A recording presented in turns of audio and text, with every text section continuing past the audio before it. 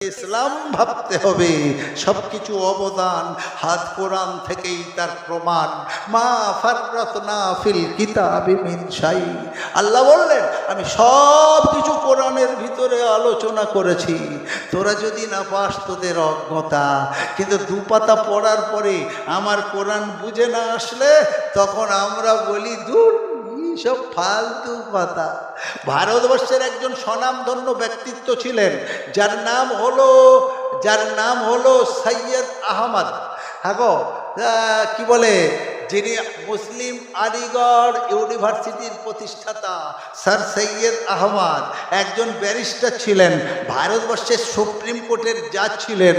এই রকম একটা জলসায় দাওয়াত করা হয়েছিল।